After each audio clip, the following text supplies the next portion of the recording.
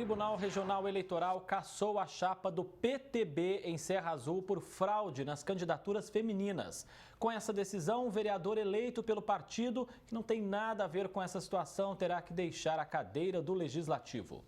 O Tribunal Regional Eleitoral do Estado de São Paulo determinou a cassação dos diplomas de todos os candidatos do Partido Trabalhista Brasileiro.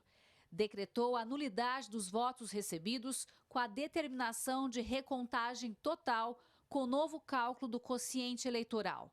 E impôs a pena de inelegibilidade a Edson Ribeiro Barbosa, presidente do partido, que concorreu às eleições e não venceu. A mesma punição foi aplicada a outras duas candidatas que, segundo denúncia, teriam participado da eleição passada como nome laranja para cumprir a cota mínima de gênero, porcentagem necessária de mulheres. E, por ser da mesma chapa, o único vereador eleito pelo PTB em Serra Azul, Maximiliano dos Reis, terá de deixar a cadeira do Legislativo. Por que tudo isso aconteceu? Ficou evidenciado ao longo do processo, e era isso que tratava a denúncia tanto do Ministério Público quanto a da ação que nós propusemos, que houve aí um nítido propósito de fraude ao quociente eleitoral de candidatas femininas. Ou seja, a legislação eleitoral hoje, ela dispõe que toda chapa deve conter no mínimo 30% de candidatas mulheres, ou 70% de candidatas mulheres, se houver 30% de candidaturas homens. Essas candidatas, no caso do PTB foram duas candidatas, elas não fizeram campanhas para si mesmas. Ao contrário, elas fizeram campanhas para o presidente do partido. E uma vez que esse comportamento ficou muito bem evidenciado, foi considerada a fraude da candidatura feminina de gênero. Apesar de só o vereador Maximiliano ter tido o mandato cassado nessa decisão, todos os suplentes também terão. Ninguém poderá substituí-lo. Pode ser que no lugar do legislador entre o nome do segundo partido mais votado.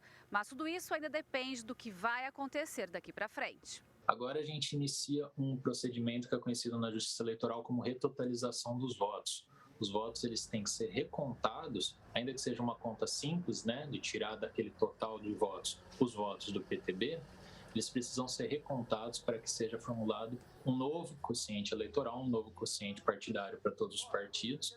E aí vai depender basicamente de um cálculo de ocupação das vagas. O que a gente pode afirmar com certeza é que não vai ser eleito, não vai ser nomeado nenhum candidato do PTB.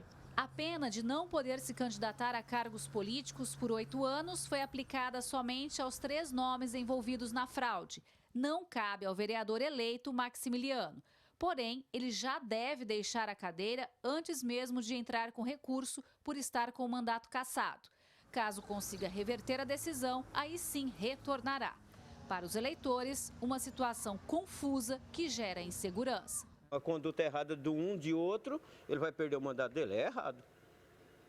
Está errado, porque ele trabalhou para isso. E nós que ficamos prejudicados, aí põe outro que não tem nada a ver. Toda a população vai sofrer com isso, sofre com isso, que vai ter uma alteração, já vai ter uma mudança, No caso dos vereadores sair do mandato deles, e muitas das vezes vai ficar até sem entender o motivo, nem todos vão saber o porquê que foram retirados, Que os vereadores vão ter que sair, vão ter que entregar o seu cargo. Então a população acaba ficando, assim, desamparada, Outros 2 partidos, PDT e Cidadania, que respondem pela mesma denúncia de fraude em candidaturas femininas, têm eleitos na Câmara e os processos correm na Justiça Eleitoral, pendentes de recurso.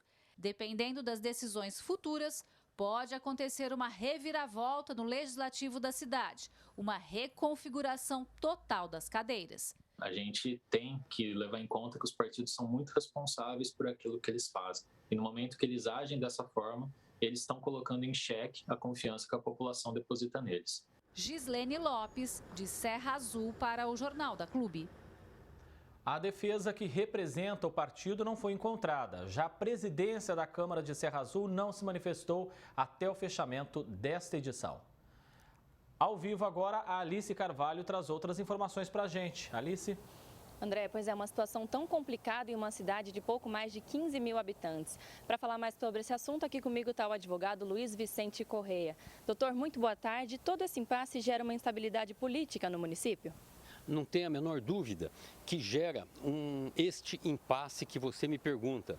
Gera um impasse na Câmara Municipal, porque ela deixa de fazer a sua programação, não sabe como constituir as suas comissões, como também gera um impasse lá no Poder Executivo, que o prefeito também fica sem como definir quais são os projetos que ele poderá contar ou não com o apoio de quem, de qual vereador. Isso é muito ruim, isso é lamentável. Doutor, outros 2 partidos são investigados pela mesma denúncia. Dependendo dessas decisões futuras, pode acontecer até uma reviravolta completa no Legislativo. Uma reconfiguração total das cadeiras acaba confundindo o cidadão? Não tenha dúvida, o cidadão não sabe quem são seus legítimos representantes. Esta situação criada pelos próprios vereadores eleitos, não eleitos, vem prejudicar sobremaneira a vida da cidade e confundir o cidadão que não sabe quem realmente é o seu representante no Poder Legislativo. E com tudo isso, o andamento de assuntos de relevância acabam ficando em segundo plano na casa, já que a tramitação dos projetos pode ficar comprometida? Claro, porque os projetos de grande relevância, via de regra, eles exigem um quórum qualificado, exige uma certa maneira de pensar que somente os vereadores de um determinado partido ou que estão ou não em sintonia com o Poder Executivo é que vão votar ou aceitar ou rejeitar este projeto. Portanto, prejudica muito o andamento do projeto de governo do prefeito e dos próprios vereadores. Doutora, situações semelhantes também se espalham por outros municípios da macro-região. Há alguma ferramenta que o eleitor possa utilizar antes da escolha do voto para evitar problemas como esse? A melhor ferramenta é a boa informação.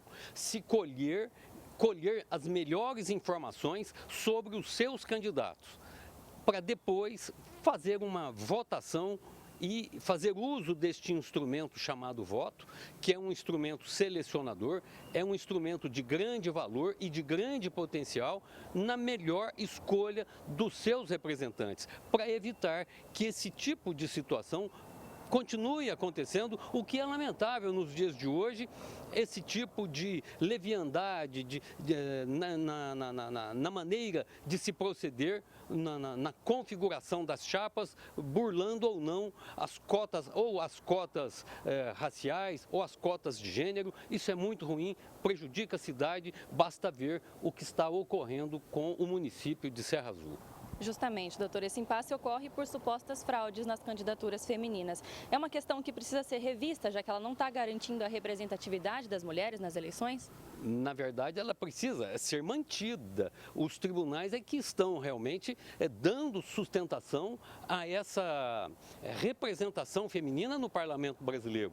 O que eu só lamento muitas vezes é a demora no julgamento na condução desses processos eleitorais, que normalmente, às vezes, ultrapassam 1 ano, 2 anos, às vezes até 3 anos de mandato. E isso é muito ruim.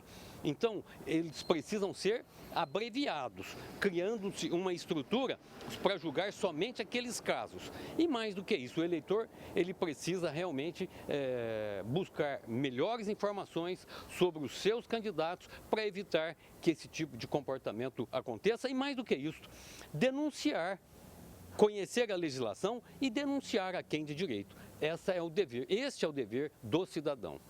Ok, doutor. Muito obrigada pela sua participação aqui no Jornal da Clube. Daqui a pouco eu volto com as últimas informações. André? Combinado, Alice. Até daqui a pouco, então.